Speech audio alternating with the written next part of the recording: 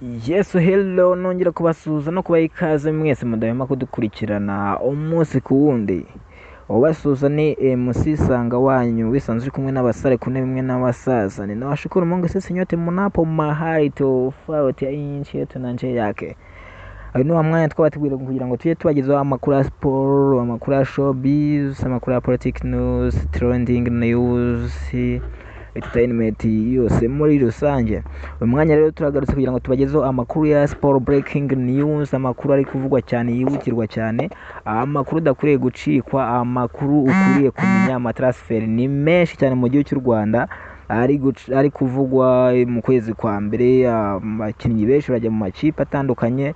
Nibyo tugiye kuganiraho rero, turebe ngo muri Rayon Sport bimeze bite, ni abahe bakinnyi bagiye gusinyisha, ni bande bamaze gusinya, ese bimeze bite by'umutoza, muri APR bimeze bite, nibyo tugiye kuganiraho turebe mu Mavubi nabyo uko bihagaze.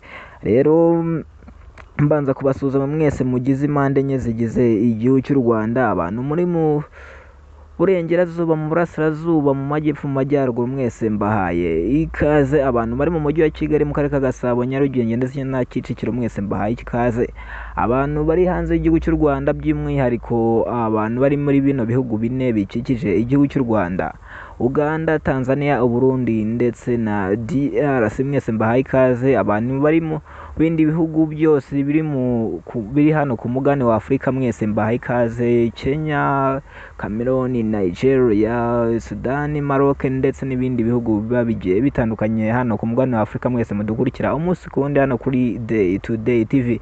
Aba diaspora cyangwa se abo mu ntara ya gatandatu, abantu bari muri USA, Leta Zunze Ubumwe za Amerika, Canada ndetse n'ibindi bihugu byo muri Amerika, mwese tubahaye ikaze. Abantu bari ku mugabane w'Uburayi, mwese turabasuhuje, tubahaye ikaze kuri Day to Day TV. Twihuse cyane, amakuru ari kugenda avugwa ni menshi cyane muri siporo cyangwa se muri sport. Mbanyurizemo mbanze mbabwira akantu kamaze iminsi kabaye, wenda mwakwiye kumenya. Ubita Niyonzima Haruna cyangwa se Haruna Niyonzima, wigeze gusinyira ikipe ya Rayon Sport mbere yuko iyi sezo itangira y'umwaka wa 2025-2026. Rero 2024-2025, mbere yuko asinya amasezerano y'ikipe bari bavuganye ibintu byinshi bigiye bitandukanye, bagomba kujya buza. Mwibuke ko Rayon Sport inamurika abakinnyi, uyu mukinnyi Haruna Niyonzima yagaragaye bamugaragaje nk'umwami cyangwa se umukinnyi w'agaciro wanyuze muri iyi kipe kera cyane, kandi akagera kuri byinshi kandi bari kumwe n'iyi kipe. Rero Haruna Niyonzima rero akaba yatangaje cyangwa se amakuru ari gutangazwa, bakaba bavuga ko yamaze kwerekera mu ikipe ya AS Kigali, aho agiye kuyikinira amezi 6. Rero byinshi biri kuvugwa cyane ni mu ikipe y'igihugu y'u Rwanda, Amavubi.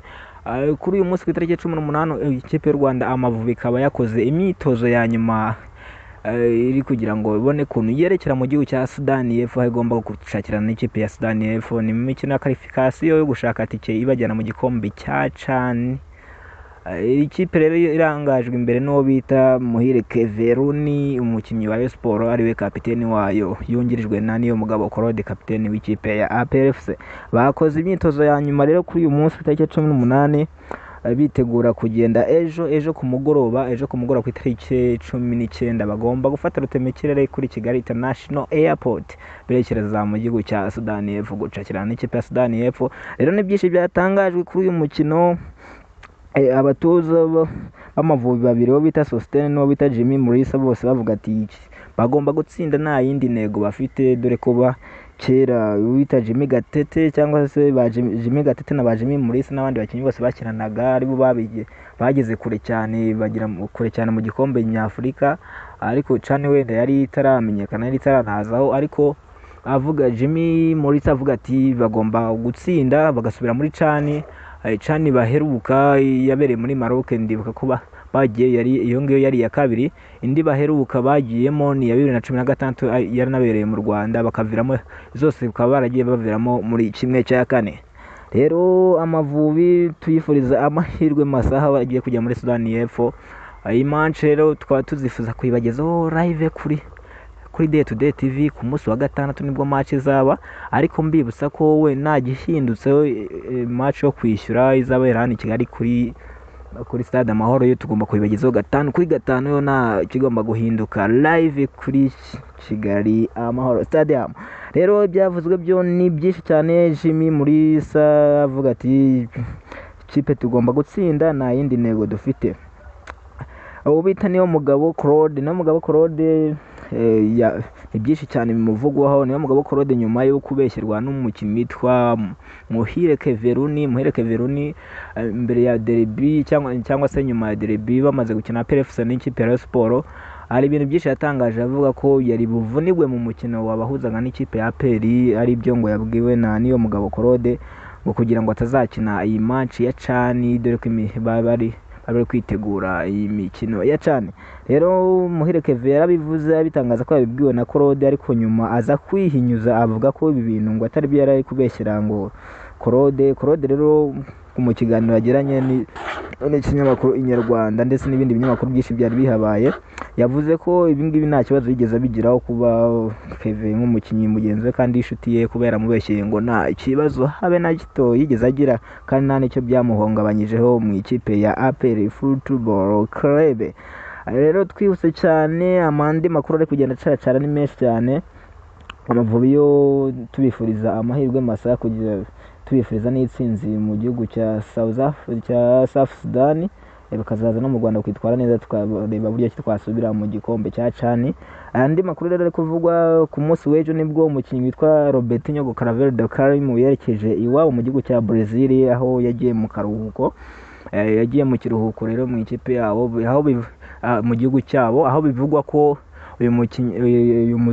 uyu mutoza w'ikipe ya Sport Robertinho Caravello Carimo ashobora kuzagaruka mu kwa mbere, aho Sport ifite umukino ku itariki 4 z'ukwezi kwa mbere, aho umunsi azaba ku wa gatandatu nibwo bazakina n'ikipe ya Police Football Club, nibwo bazagaruka mu kibuga. Robertinho azaba yagarutse, aho binavugwa ko Robertinho azagaruka ahita yongera amasezerano mu ikipe ya Sport.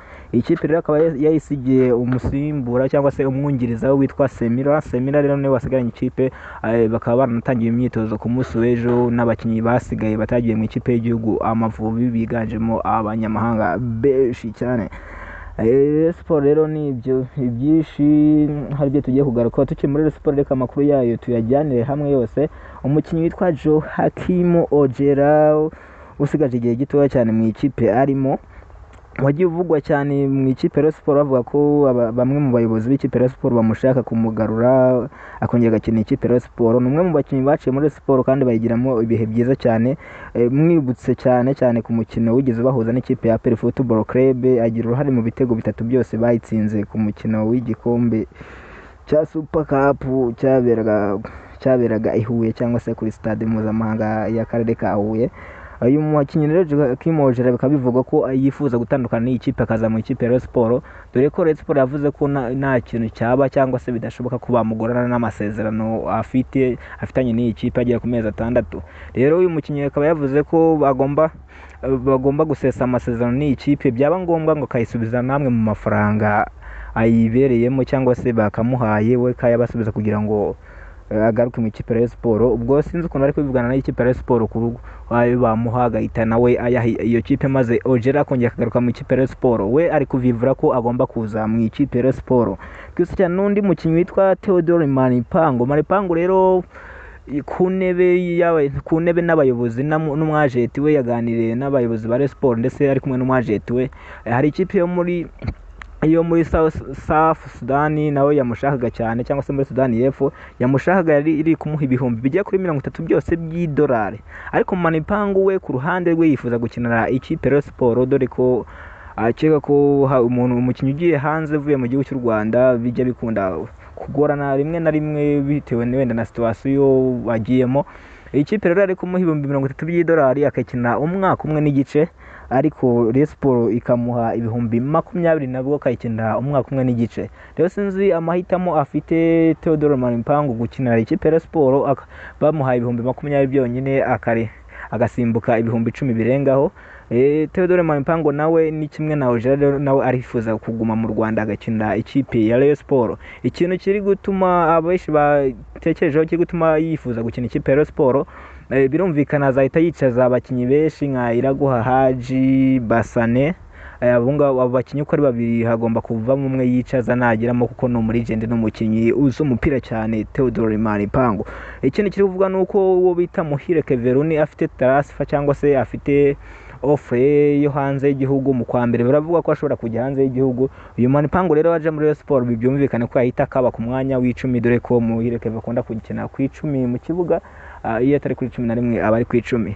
Manipango byumvikane ko byose mu kwa mbere we bamaze kugirana imbanzira z'amasezerano n'ikipe ya Rayon Sport ko agomba gusinyira ikipe ya Rayon Football Club akayikina. Manipango mwitege mu ikipe ya Rayon Sport. Rayon Sport ni byinshi bigomeje kugenda bivugamo cyane, rero bibutsa ko ari nabo bakiyoboye urutonde rwa shampiyona ku manota 33 bagiye muri ibi ngibi by'ikipe y'u Rwanda Amavubi, bayoboye urutonde rwa shampiyona perika bibakurikirana n'amanota 25. Shampiyona n'ubundi muri weekend iraza gukomeza, andi makipe araza kwesurana, tuzajya tubabwira umunsi ku wundi. Ejo tuzababwira uko bimeze kuko izakomeza ku munsi wa gatanu, ku munsi wa gatatu no ku cyumweru, byose tuzajya tubibagezaho 5 kuri 5 hano kuri Day Today TV. Amakuru rero ni menshi cyane ari kugenda avugwa, twise cyane ka tugiye mu ikipe ya Kiyovu Sport. Kiyovu Sport imaze iminsi ivugwamo ibintu by'ibibazo byinshi bigiye bitandukanye, mbibutsa ko ariyo iri ku mwanya wa nyuma muri shampiyona. Ibintu byababaje abayovu ndetse n'abantu bose muri rusange bafana ikipe ya Kiyovu n'abayikurikiranira bya hafi.